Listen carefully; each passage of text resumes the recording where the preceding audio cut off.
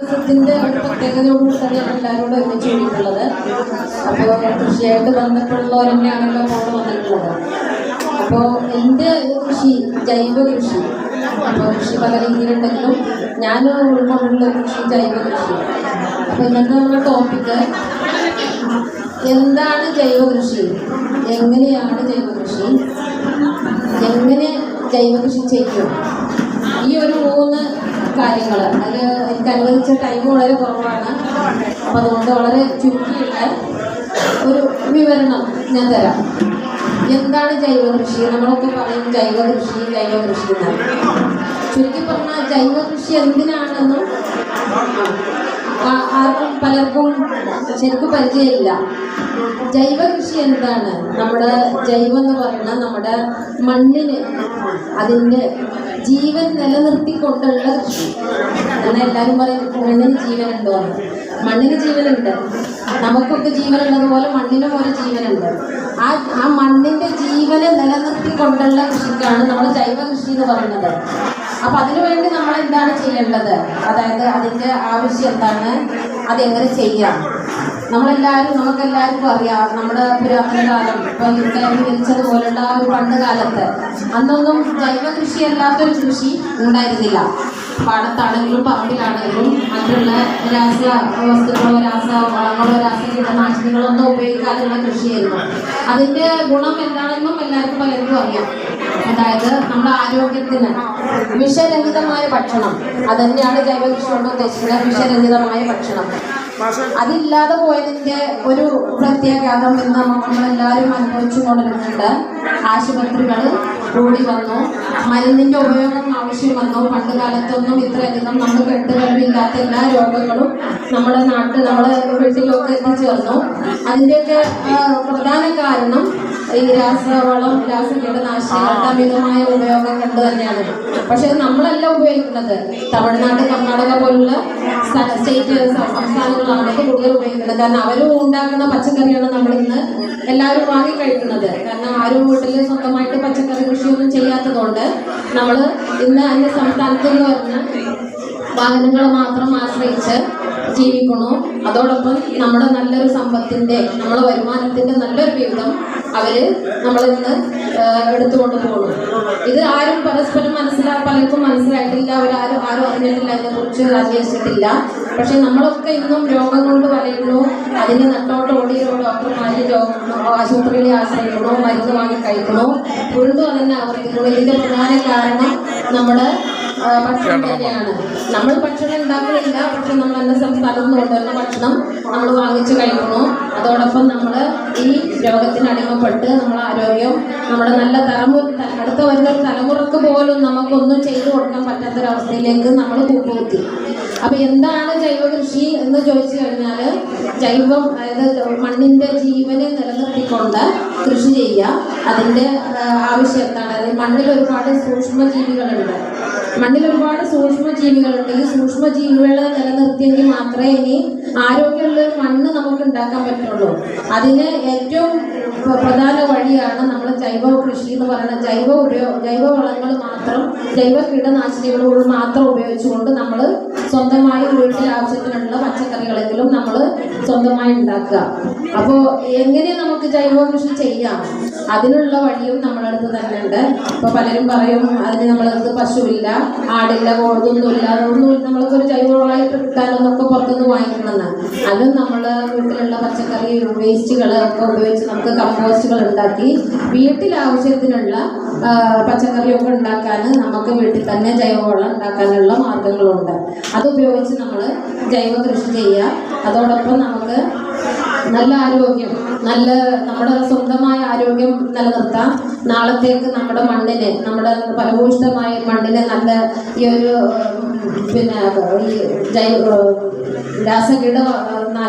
വളങ്ങളിൽ നിന്നും കീടനാശിനികളിൽ നിന്നും നമ്മൾ മുക്തമാക്കിയിട്ട് അടുത്ത വരുന്ന നമ്മളൊരു തലമുറക്ക് ഇതിൻ്റെ ഒരു പങ്ക് നമുക്ക് മാറ്റിവെക്കാം.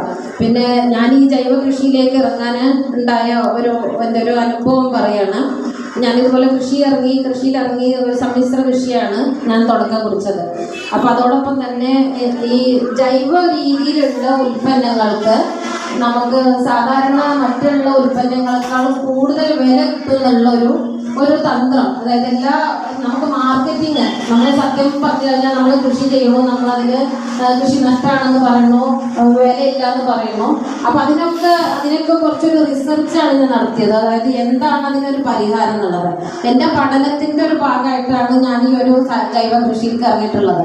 അപ്പം ജൈവമായിട്ട് ഉണ്ടാക്കുന്ന എല്ലാ ഉൽപ്പന്നങ്ങൾക്കും കൂടുതൽ വാല്യൂ ഉണ്ട് എന്നുള്ളത് മനസ്സിലാക്കിക്കൊണ്ട് എൻ്റെ കൃഷിയിൽ നിന്ന് ഞാൻ പൂർണ്ണമായും 7 വർഷം മുമ്പ് തന്നെ പിന്നെ രാസവളങ്ങളും രാസകീടനാശിനികളും ഞാൻ ഉപേക്ഷിച്ചു.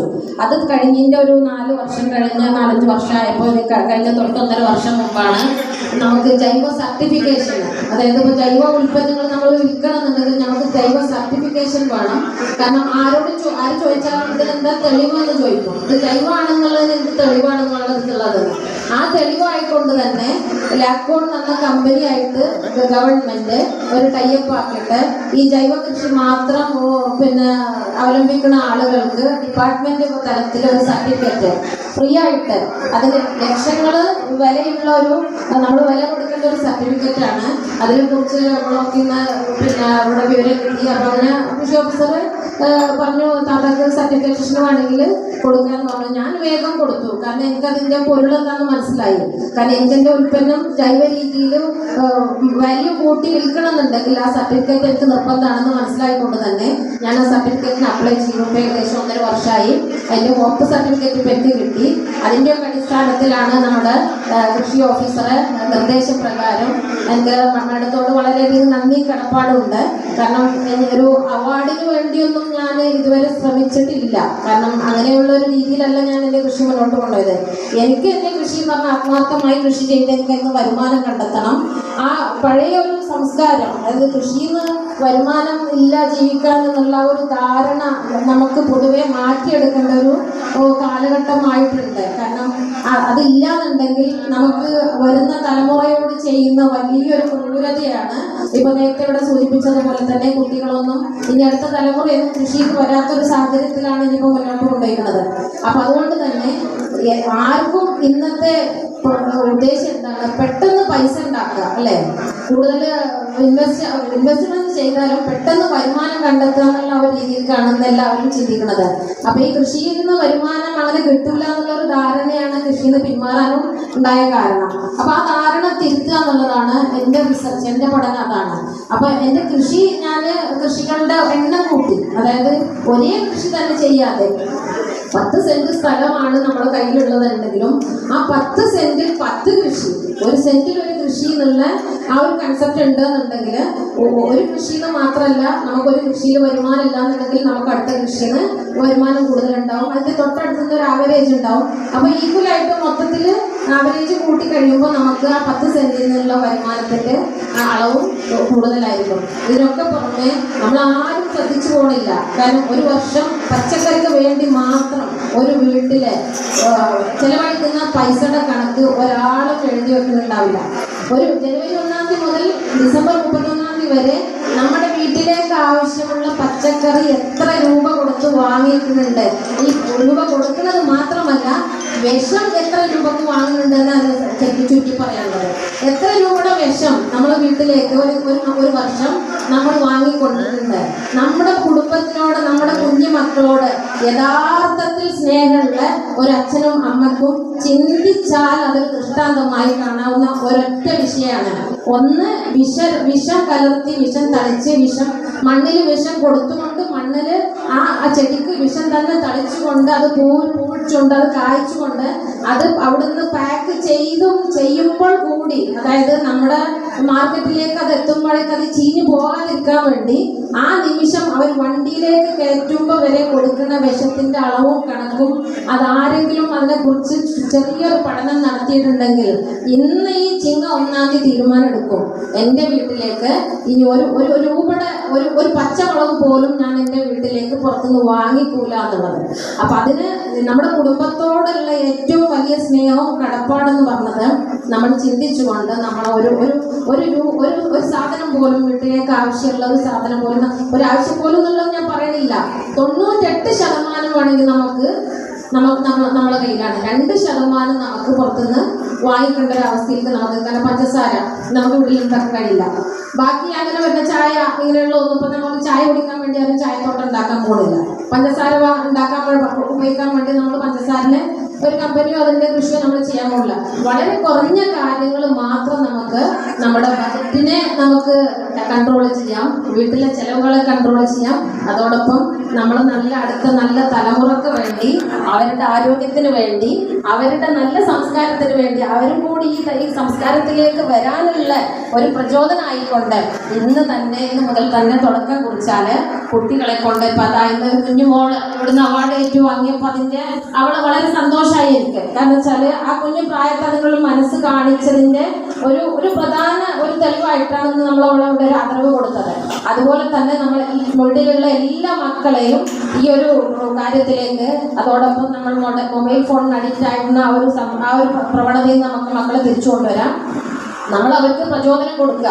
അതിന് ആദ്യം എന്ത് വേണം? അവർക്ക് പ്രചോദനം കൊടുക്കണമെങ്കിൽ നമ്മൾ ആ റൂട്ടിലേക്ക് വരണം. നമ്മളെ വീട്ടിൽ പച്ചക്കറി ഉണ്ടാക്കുന്ന കൂട്ടത്തിൽ അവരെ സഹായിക്കാൻ, അവരുടെ കൂടെ നമ്മളെ ഹെൽപ്പിന് കൊടുക്കുക.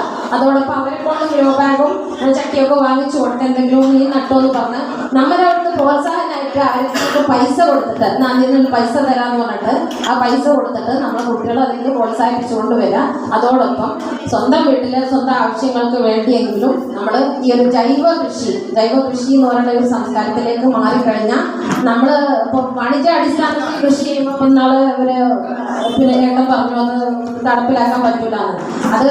അത് ഈ കേരള സംസ്ഥാനത്ത് ഈ രാസവളങ്ങളും രാസകീടനാശിനികളും എന്ന് വന്നു എന്നുള്ളത് നമുക്കറിയാം. അതായത് നമ്മളുടെ ജനസംഖ്യാ നിരക്ക് കൂടിയപ്പോൾ, അതായത് ജൈവവളങ്ങൾ കൊണ്ട് ഉൽപ്പാദിപ്പിക്കുമ്പോൾ അതിൻ്റെ വിളവ് കുറവായിരിക്കും. ശരിയാണ്, ഇല്ല എന്ന് ഞാൻ പറയുന്നില്ല. നമുക്ക് രാസവളങ്ങളും രാസകീടനാശിനിയും ഉപയോഗിച്ച് ചെയ്യുന്നത് പോലെ അതിന് കൂടുതൽ വിളവുണ്ടാവില്ല. പക്ഷേ എങ്കിലും വീട്ടാവശ്യത്തിലുള്ള പച്ചക്കറിയൊന്നും നമുക്ക് രാസവളമോ രാസകീടനാശിനിയോ ഒന്നും ഇടേണ്ട ഒരു ആവശ്യമില്ല. അല്ലാതെ തന്നെ ഇഷ്ടം പോലെ നമുക്ക് പറിച്ചെടുക്കാനുണ്ടാവും. അപ്പം ആ ഒരു ജനസംഖ്യാ നിരക്ക് കൂടിയപ്പോൾ നമ്മുടെ ഈ ജൈവവളം ഉപയോഗിച്ചിട്ടുള്ള ഉൽപ്പന്നങ്ങൾക്ക് തികയാതെ വന്നപ്പോഴാണ് എൻ്റെയൊക്കെ കുട്ടിക്കാലത്ത് എൻ്റെ ഒരു 7-8 വയസ്സ് പ്രായമുള്ള സമയത്ത് എൻ്റെ ഉമ്മ നല്ലൊരു കർഷകയായിരുന്നു. അവരുടെയൊക്കെ അനുഭവത്തിൽ നിന്ന് ഇപ്പോൾ യൂറിയ, പൊട്ടാഷ് പോലത്തെ വളങ്ങളെ കുറിച്ച് കേൾക്കാൻ തുടങ്ങിയത് ആ ഒരു കാലഘട്ടത്തിലാണ് ഞാൻ. അങ്ങനെ അന്നെ ഉപയോഗിച്ച് തുടങ്ങിയിട്ടുണ്ട്. പക്ഷേ അന്ന് ഉപയോഗിച്ച് തുടങ്ങിയതിൻ്റെ പ്രതിഫലമായിട്ടാണ് ഇന്ന് നമ്മുടെ മണ്ണിൻ്റെ ആ ജൈവഘടന മാറി തുടങ്ങിയത്. ഇപ്പോൾ എന്തായി? ഇപ്പോൾ ജൈവവളം കാണാതെ ചെടിക്ക് പൊങ്ങാൻ പറ്റാതെയായി. അതാണ് സംഭവിച്ചത്. കാരണം മണ്ണിൻ്റെ സ്വഭാവമായി മാറി ഈ ഒരു രാസവള ഉപയോഗം. പക്ഷെ ആ ഒരു രാസവള ഉപയോഗം കൊണ്ട് വന്നത് മണ്ണിൻ്റെ സൂക്ഷ്മജീവികൾ മണ്ണിൽ നിന്ന് നഷ്ടപ്പെട്ടു തുടങ്ങി. ആ സൂക്ഷ്മജീവികളെ നമ്മൾ വീണ്ടെടുക്കണമെങ്കിൽ നമ്മൾ ആവർത്തിച്ച് ജൈവവളം ഉപയോഗിച്ചു കൊണ്ടേയിരിക്കണം.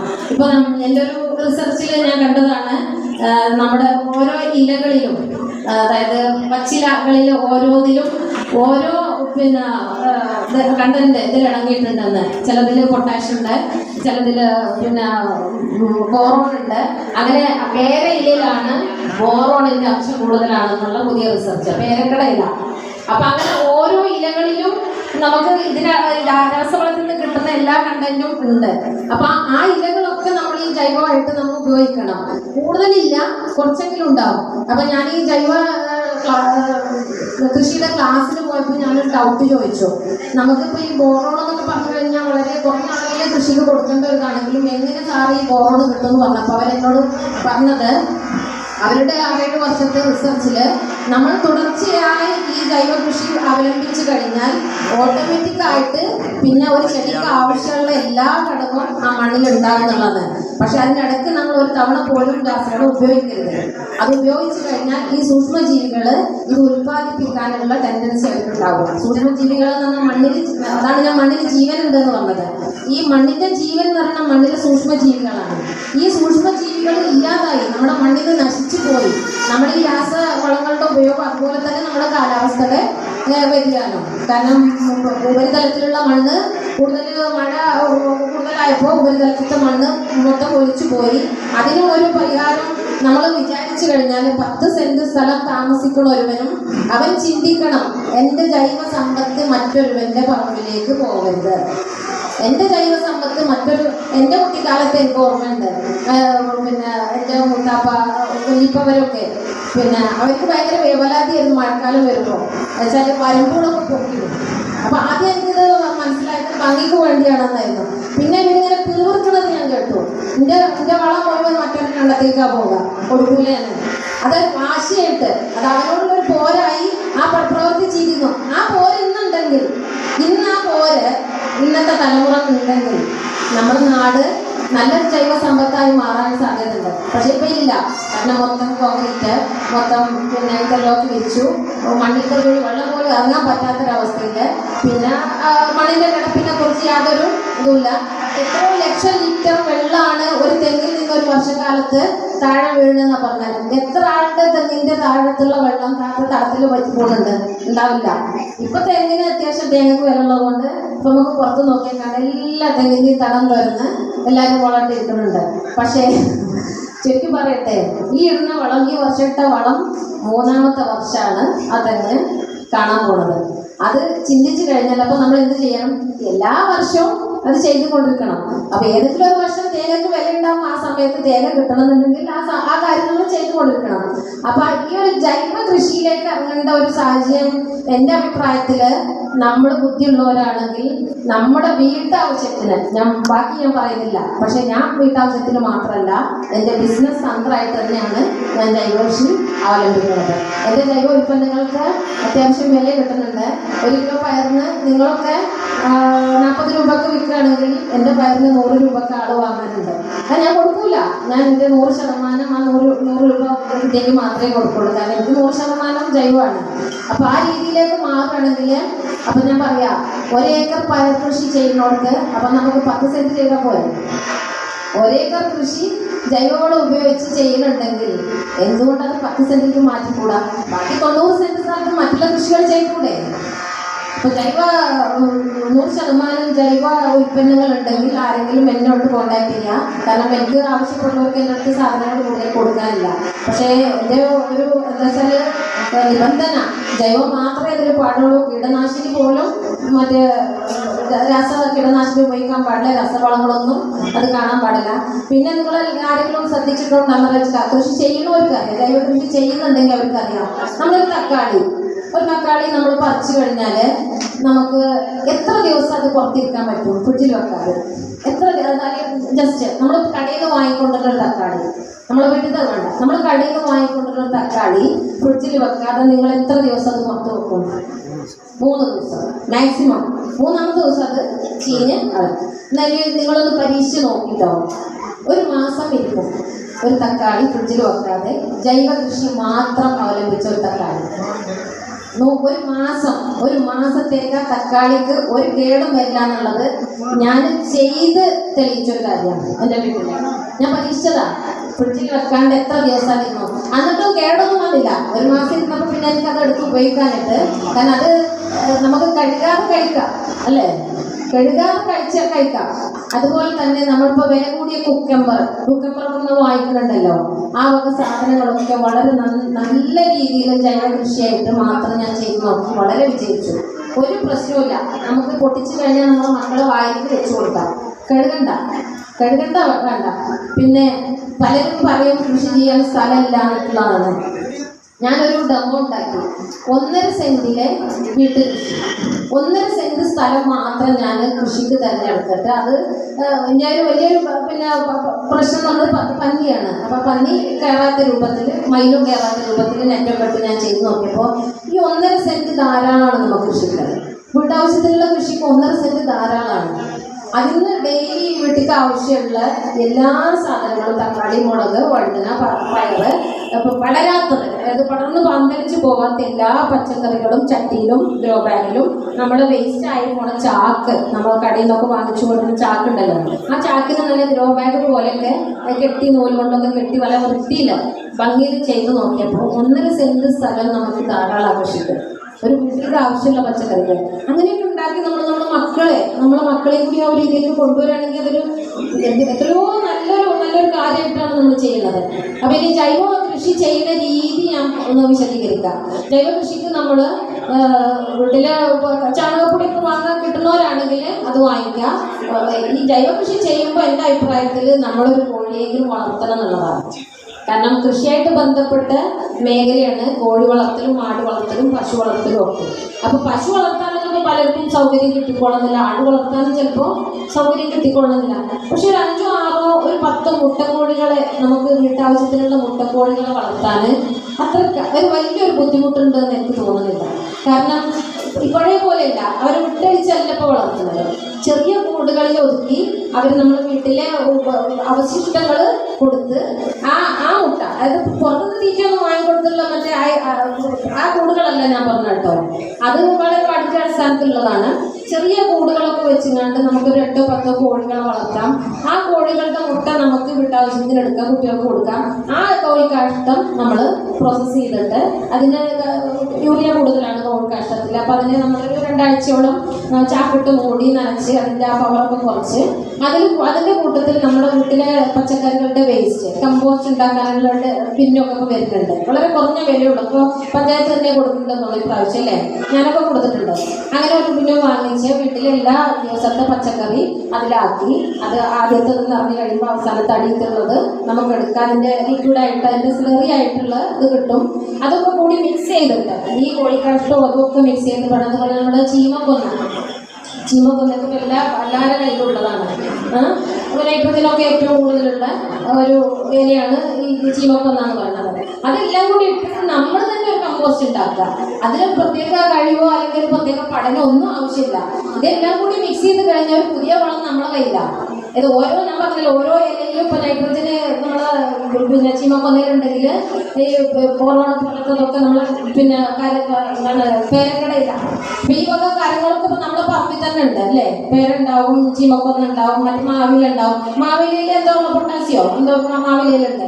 ഇതെല്ലാം കൂടി ഒരു ഇലകൾ കൊണ്ട് തന്നെ നമുക്കൊരു ജൈവവളം ഉണ്ടാക്കാം.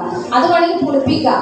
അത് വെള്ളത്തിലിട്ടിട്ട് അതിൻ്റെ ഒരു ഇത് പ്രവർത്തനം നടക്കുന്നുണ്ട്. വെള്ളത്തിലിട്ട് മൂടി അതിൽ കൂടി കുറച്ച് ശർക്കരയോ അതുപോലെ പയറ് പൊടിയൊക്കെ ഇട്ട് കഴിഞ്ഞാൽ, ഇപ്പോൾ ഗോമൂത്രമൊക്കെ വേണമെങ്കിൽ ഇതിൻ്റെ അടുത്ത് വന്നോ, കാരണം നമുക്ക് അതിൽ കൂടി കുറച്ചും കൂടി കണ്ടന്റ് കൂട്ടുന്ന സാധനങ്ങളാണ്. ഞാൻ ഗോമൂത്രത്തിനൊക്കെ ടാങ്ക് വേറെ ഇട്ടിരിക്കാം കേട്ടോ. ചാണകപ്പൊടിയൊക്കെ മൂത്രം പോവാണ്ട് ഈ മൂത്രം വരുന്നവർക്ക് ഞാൻ കൊടുക്കുന്നുണ്ട്. ആവശ്യക്കാർക്ക് വീട്ടിൽ വന്നാൽ ഞാൻ എടുത്ത് കൊടുക്കുന്നുണ്ട്. അപ്പം ഇതൊക്കെ കൂടി മിക്സ് ചെയ്ത് ഒരു 6, 7 ദിവസമൊക്കെ പുളിപ്പിച്ച് അതിൻ്റെ മൂടിയിടുക. ഒരു ടാങ്കിൽ മൂടിയിടുക, ചെറിയ ടാങ്കിൽ മൂടിയിടുക. ഒരു 6, 7 ദിവസത്തിന് ഇളക്കി കൊടുക്കുക, ക്ലോക്ക് വൈസിൽ ഇളക്കി കൊടുക്കുക. എന്നിട്ട് 2 നേരം, എന്നിട്ട് പിന്നെ അത് മൂടി 7ാമത്തെ ദിവസം എടുത്ത് അത് ഡൈല്യൂട്ടായിട്ട് അത് ചെടിയുടെ ചോട്ടിൽ ഒഴിച്ചു കൊടുക്കുക. അതുപോലെ തന്നെ നമ്മളതിൻ്റെ പുറത്തുകൂടി തളിച്ചു കൊടുക്കുക. പിന്നെ മത്തി ശർക്കര ഈ വക സാധനങ്ങളൊക്കെ നമുക്ക് ഉണ്ടാക്കാവുന്നുള്ളൂ. വൈകുന്നേരം പോയി കഴിഞ്ഞാൽ മീൻകടയിൽ പോയി കഴിഞ്ഞാൽ അവർ വെറുതെ തരും കുറച്ച് മത്തി. അവർക്ക് തന്നെ അത് എടുത്ത് കൊണ്ടുപോകാൻ 5, 6 രൂപ മറ്റേ ടീമിൽ കൊടുക്കണം. മീൻറ്റി കോഴിയൊക്കെ വേസ്റ്റ് കൊടുക്കാൻ പൈസ കൊടുത്തതല്ലേ. ഞാൻ അവരോട് പറഞ്ഞാൽ 2 കിലോ എനിക്ക് തന്നെ പൈസ ഒന്നും തരണ്ട, ഒരു 2 കിലോ ചീഞ്ഞ മത്തി ഉണ്ടെങ്കിൽ തരണം പറഞ്ഞാൽ 1 കിലോ മത്തി 1 കിലോ ശർക്കരയും കൂടി കൊണ്ടുപോയി നമ്മൾ പിന്നെ ഒരു ടൈറ്റായിട്ടുള്ള ഒരു പാത്രത്തിൽ ശർക്കര ഒന്ന് ഉരുക്കിയെടുക്കുക. ആ ശർക്കര സാധാ ശർക്കരയല്ല കേട്ടോ, കട്ട ശർക്കര ഉണ്ട്, കറുത്ത കളർ. പണ്ട് നമ്മൾ ഉപയോഗിച്ചിരുന്നത് അതാണ് വേണ്ടത്. പെരുന്തൽമണ്ണ മാർക്കറ്റിലുണ്ട്. 1 കിലോ ശർക്കര 1 കിലോ മത്തി ഉണ്ടെങ്കിൽ നമുക്ക് 6 മാസത്തേക്ക് നമുക്കതിനെ സ്പ്രേ ചെയ്യാനും അതിന് കടയിൽ ഒഴിച്ച് നന്നായിട്ട് പൂക്കും. പച്ചക്കറികൾ നന്നായിട്ട് പൂത്ത് വരും, പൂ പിടിക്കുകയും ചെയ്യും. ഇതൊരു മത്തി ശർക്കര മിശ്രിതം. അങ്ങനെ ഒരുപാട് നമുക്ക് വീട്ടിൽ തന്നെ നമുക്ക് ഉണ്ടാക്കാവുന്ന. എല്ലാവരും പലരും പ്രശ്നം എന്താണ്, ജൈവവളം ഇവിടുന്ന് കിട്ടും, ജൈവവളം എന്താ ചെയ്യുക, ഇവിടുന്ന് വാങ്ങാൻ കിട്ടാം. ഈ ജൈവവളമൊന്നും പൈസയൊന്നും കൊടുത്തിട്ട് വാങ്ങേണ്ട ഒരു ആവശ്യമില്ല വീട്ടാവശ്യത്തിന്. ഇതൊക്കെ നമുക്ക് നമ്മളെ വീട്ടിലുള്ള അതേ വേസ്റ്റ്. മത്തിയൊക്കെ വാങ്ങിക്കഴിഞ്ഞാൽ നമ്മളൊക്കെ എന്താ ചെയ്യുന്നത്, അല്ലെങ്കിൽ കാഷ്ടമൊക്കെ എന്താ ചെയ്യുന്നത്, അത് മണക്കാതിരിക്കാൻ വേണ്ടി മറ്റേതെങ്കിലും വഴികളൊക്കെ ഒന്നുകൂടി കുഴിച്ചിടുക, അല്ലെങ്കിൽ വേറെ എവിടെയെങ്കിലും കൊണ്ടുപോയി ഇടുക, അതൊക്കെയാണ് ചെയ്യുന്നത്. അത് തൊടുവിൽ കിടന്നാൽ നമുക്ക് ശല്യമായിത്തീരാണ്. ആ സമയത്ത് അത് നമ്മൾ ഇതിങ്ങനെ രൂപത്തിലാക്കി മാറ്റിക്കഴിഞ്ഞാൽ എന്തായി, അതിനാണ് 21 ദിവസം കഴിയുമ്പോൾ അതിൻ്റെ മത്തിയുടെ യാതൊരു മണോ അതിനില്ല. അതിലൊരു കഷായത്തിൻ്റെയോ അരിഷ്ടത്തിൻ്റെയോ ഒക്കെ മണമാണ് വരുന്നത്. അത് നമുക്ക് വളരെ സുതാര്യമായിട്ട് നമുക്കത് കൈകാര്യം ചെയ്യാൻ പറ്റും. അത് വെള്ളമൊഴിച്ച് വളരെ കുറഞ്ഞ അളവ് 5 മില്ലിയൊക്കെ 10 മില്ലിയൊക്കെ മതി ലിറ്റർ വെള്ളത്തിലേക്ക് അതെടുത്ത് സ്പ്രേ ചെയ്യാം. അതുപോലെ അതെടുത്ത് നമ്മൾ ചോട്ടിൽ ഒഴിച്ചു കൊടുക്കാം. ഇതൊക്കെ തന്നെയാണ് നമ്മൾ ജൈവ കൃഷിക്കുള്ള വളങ്ങളും കീടനാശിനികളും അതുപോലെ വെളുത്തുള്ളി വേപ്പെണ്ണ മിശ്രിതം അതുപോലെ പുകയിലൊന്നും നമ്മൾ കാശ് കൊടുത്തൊന്നും വാങ്ങണ്ട. ഈ വെറ്റില വിൽക്കുന്ന ഷോപ്പിൽ ചെന്ന് കഴിഞ്ഞാൽ അതിൻ്റെ ഞെട്ടുണ്ടാവും. അത് അവരോട് ചോദിച്ചു കഴിഞ്ഞാൽ അവർ ഫ്രീ ആയിട്ട് തരും. നമ്മളതിന് പൈസ ഒന്നും കൊടുക്കണ്ട. അതുകൊണ്ടുതന്നെ അത് വെള്ളത്തിലിട്ടിട്ട് അതിൻ്റെ ഇത് ഇങ്ങനെ പലതും കൂട്ടി. പിന്നെ ഒന്നുണ്ട്, ജൈവ കൃഷി ചെയ്യുമ്പോൾ നമ്മൾ ശ്രദ്ധിക്കേണ്ട ഒരു പ്രധാന കാര്യം എന്ന് പറഞ്ഞാൽ മറ്റുള്ള കൃഷിക്ക് നമ്മൾ കീടങ്ങളും രോഗങ്ങളും വന്നതിന് ശേഷമാണ് നമ്മൾ ചികിത്സിക്കുന്നതെങ്കിൽ ജൈവ കൃഷിയുടെ രീതി നേരെ തിരിച്ചാണ്. വരുന്നതിന് മുമ്പേ കൊടുക്കണം. കീടങ്ങളും രോഗങ്ങളും വരുന്നതിന് മുമ്പേ കൊടുത്തുകൊണ്ടിരിക്കണം. അപ്പോൾ ഒരാഴ്ചയിൽ ഒരിക്കൽ നമ്മളൊരു കീടനാശിനി ഉപയോഗിക്കുക. ഒരു കീടനാശിനി നമ്മളവിടെ റെഡിയാക്കി വെക്കുക. എല്ലാ ഞായറാഴ്ചയും ഞാൻ എൻ്റെ കൃഷിക്ക് ചെയ്യേണ്ട നമ്മൾ മരുന്ന് കുടിക്കുന്നുണ്ടല്ലോ. നമ്മൾ കറക്റ്റ് ടൈമിൽ ഡോക്ടർ പറഞ്ഞ മരുന്ന് നമ്മൾ കുടിക്കുന്നത് പോലെ തന്നെ എൻ്റെ കൃഷിക്കുള്ള ചികിത്സ എന്നുള്ള രീതിയിൽ കീടങ്ങൾ വരുന്നതിന് മുമ്പെയാണ് നമ്മൾ ചികിത്സിക്കേണ്ടത്. മറ്റേത് രാസ കീടനാശിനിയാണെന്നുണ്ടെങ്കിൽ രോഗം വരും, കൃഷി ഓഫീസർക്ക് നമ്മളതിൻ്റെ ഫോട്ടോ ഇട്ട് കൊടുക്കാൻ ഇത് വന്ന് പറയും. അപ്പോൾ കൃഷി ഓഫീസർ നമുക്കതിൻ്റെ ഒരു സൊല്യൂഷൻ എന്നെ മരുന്ന് അടിച്ചാൽ മതി എന്ന് പറഞ്ഞാൽ അവരോട് വന്ന് പറഞ്ഞു കഴിഞ്ഞാൽ അവർ അതുമാതിരി ചെയ്യും. പക്ഷേ ഈ ജൈവ കൃഷിയിൽ നമ്മൾ ചെയ്യേണ്ടത് രോഗം വരുന്നതിന് മുമ്പേ, കീടങ്ങൾ വരുന്നതിന് മുമ്പേ, കീടങ്ങൾ തന്നെ വരുന്ന സമയത്ത് അതിൻ്റെ മണം കൊണ്ട് അവിടുന്ന് മാറിപ്പോണം. ആ ചെടിയിൽ നിന്ന് കീടങ്ങളെ അകറ്റി നിർത്തണം. അപ്പം അത് നമ്മൾ എന്ത് ചെയ്യണം? അപ്പോൾ മഴക്കാലമൊക്കെ ആകുമ്പോൾ ഒരാഴ്ചയിൽ ഒരിക്കൽ പോരാ, ഒരു 3 ദിവസം കൂടുമ്പോൾ തന്നെ നമ്മൾ തെളിച്ചുകൊണ്ടിരിക്കണം. അപ്പം വേപ്പെണ്ണയൊക്കെ ആണെന്നുണ്ടെങ്കിൽ എണ്ണയുടെ ആ ഒരു ഇതുള്ളത് കൊണ്ട് എന്ത് മരുന്നും വേപ്പെണ്ണ കൂട്ടി ചെയ്യുകയാണെന്നുണ്ടെങ്കിൽ വേപ്പെണ്ണ അത് ഓട്ടി പിടിച്ചിരിക്കുന്നുണ്ട് കുറച്ച് സമയം അത് കൂടുതൽ നിൽക്കും. എല്ലാത്തിലും കൂടെ വേപ്പെണ്ണ ലേശം അത്യാവശ്യം കുറച്ച് ചേർക്കുന്നത് നല്ലതാണ്. അപ്പോൾ വെളുത്തുള്ളി കാന്താരി ആണെങ്കിലും വെളുത്തുള്ളി പിന്നെ പുകയിലയാണെങ്കിലും എല്ലാത്തിലും വേപ്പെണ്ണ കുറച്ച് ഉൾപ്പെടുത്തുക. അപ്പോൾ ആ ഒരു വേപ്പെണ്ണയുടെ മണവും കൂടുതൽ നിൽക്കും. എണ്ണയുടെ രൂപത്തിലായതുകൊണ്ട് അത് ചെടിയിൽ പറ്റി പിടിച്ച് നിൽക്കുന്നതുകൊണ്ട് നമ്മളെ ചെടിയിൽ നിന്ന് അത് പെട്ടെന്ന് പോകാത്തതുകൊണ്ട് കീടങ്ങളെ മെല്ലെ അകറ്റി നിർത്താനും പറ്റും. പിന്നെ രോഗം വന്നു കഴിഞ്ഞാൽ ചില ചെടികൾ പിന്നെ നമ്മൾ രോഗത്തിന് ചികിത്സിച്ചിട്ട് കാര്യമില്ല. പല രോഗങ്ങളും അത് വേരോടെ പിഴുത് മാറ്റി ദൂരെ ആ കൃഷിയിടത്തിൽ നിന്ന് മാറ്റേണ്ട ചില രോഗങ്ങളുണ്ട്. അത് പിന്നെ നമ്മൾ ജൈവമാണെങ്കിലും രാസാണെങ്കിലും അത് തന്നെ പ്രയോഗിക്കണം. അപ്പം എനിക്ക് എല്ലാവരോടും പറയാനുള്ളത്, ജൈവ കൃഷിയിൽ നമ്മുടെ ആരോഗ്യം മാത്രമല്ല നമ്മുടെ വരുമാനം കൂട്ടാനും കൂടിയുള്ളൊരു ഒരു കുറുക്ക് വഴി അതിൽ കിടക്കുന്നുണ്ടെന്നാണ് എൻ്റെ അഭിപ്രായം. അപ്പം ജൈവ ഉൽപ്പന്നങ്ങൾക്ക് കൂടുതൽ വിലയുള്ളതുകൊണ്ട് ജൈവ കൃഷി ചെയ്യുന്നതുകൊണ്ട് യാതൊരു ബുദ്ധിമുട്ടുമില്ല. പക്ഷേ വാണിജ്യാടിസ്ഥാനത്തിൽ ഒരുപാട് ഏക്കർ കണക്കിൽ നമ്മൾ കൃഷി ചെയ്യരുത്. കുറച്ച് നമ്മൾ ജൈവ കൃഷി ചെയ്ത് കഴിഞ്ഞാൽ ഇപ്പോൾ പലരും ഇപ്പോൾ ജൈവം മാത്രം അന്വേഷിച്ച് നടക്കുന്നുണ്ട് ആളുകൾ. ഇപ്പോൾ പെരിന്തൽമണ്ണ ഒരു 450ഓളം ഡോക്ടർമാരുണ്ട്. അവർ രജിസ്റ്റർ ചെയ്തിട്ടുള്ള 450ഓളം ഡോക്ടേഴ്സ് ഉണ്ട് നമ്മുടെ പെരിന്തൽമണ്ണ ടൗണിൽ. അവരൊരു ദിവസം എന്നോട് വിളിച്ചിട്ട് ചോദിച്ചു, ഞങ്ങളൊരു ഏക്കർ സ്ഥലത്ത് ഞങ്ങൾക്ക് ഈ 450 കുടുംബങ്ങൾക്കുള്ള ജൈവ കൃഷി ചെയ്തു തരാൻ പറ്റുമോ? 450 കുടുംബങ്ങൾക്കുള്ള ജൈവ കൃഷി നിങ്ങളെ കൊണ്ട് ചെയ്തു തരാൻ പറ്റുമോ? ഞങ്ങൾ സ്ഥലം തരാം, നിങ്ങൾ അതിൻ്റെ ഒരു മേൽനോട്ടം വഹിച്ചാൽ മതി, ബാക്കിയുള്ള ഫണ്ട് മൊത്തം ഞങ്ങൾ ഇറക്കി തരാമെന്ന് പറഞ്ഞു. അപ്പം ഞാൻ ആലോചിച്ച് നോക്കുമ്പോൾ ഈ 450 കുടുംബങ്ങൾക്കൊന്നും 1 ഏക്കർ സ്ഥലം പോരാ. ഒരു 5 ഏക്കർ സ്ഥലമെങ്കിലും മിനിമം വേണം. 5 ഏക്കർ സ്ഥലത്തെങ്കിലും മിനിമം വേണം. അപ്പം അത് ഭാരിച്ചൊരു ചിലവ് വരുന്നൊരു കാര്യമെന്ന് ഞാൻ അവരോട് പറഞ്ഞു. കാരണം നമുക്ക് വേനൽക്കാലത്തും മഴക്കാലത്തും പച്ചക്കറിയുടെ വിളവ് ഒരുപോലെയല്ല.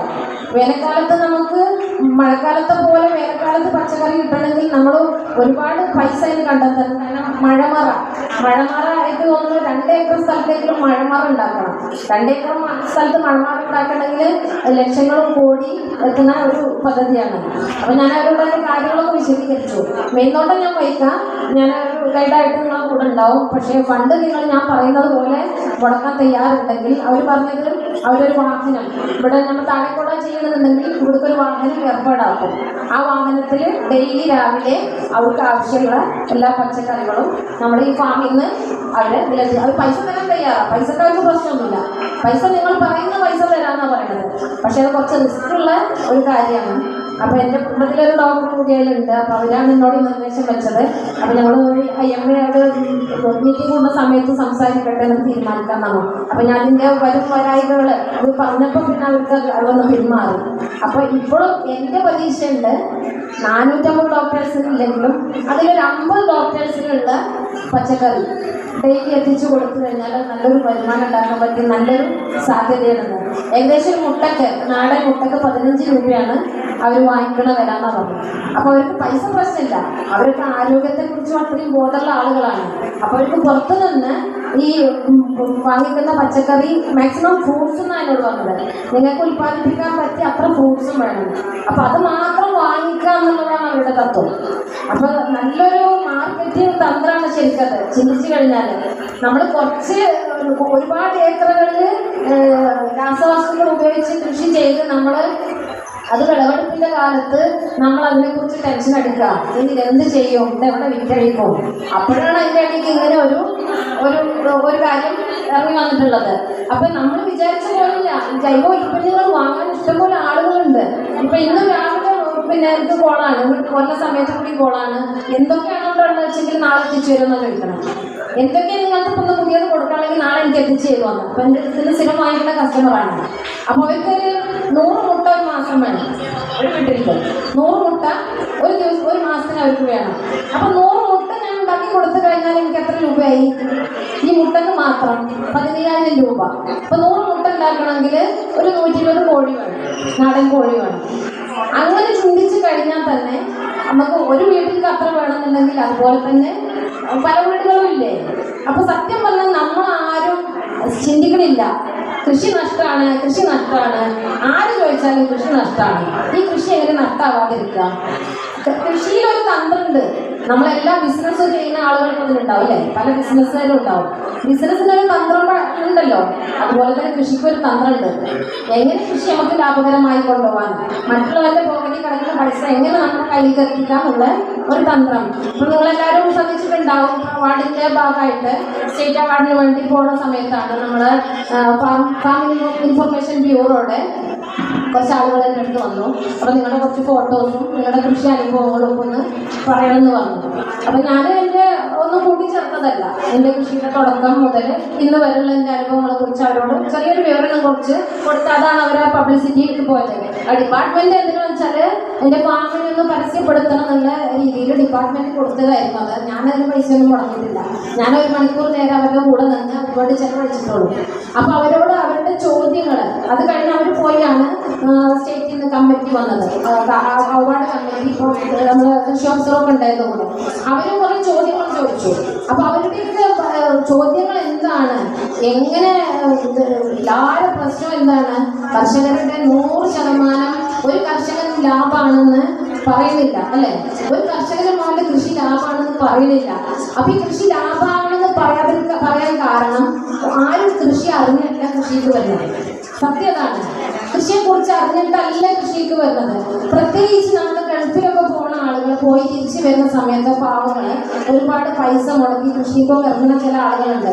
അതൊക്കെ സങ്കടം ആണ് തോന്നുന്നത്. അപ്പോൾ ഞാൻ ട്രെയിനിങ്ങിന് പോകുന്ന സമയത്ത് ഈ ട്രെയിനിങ്ങിന് വരുന്ന ആളുകൾ പലരും ആദ്യമായി കൃഷിയിൽ ഇറങ്ങുന്നതായിരിക്കും.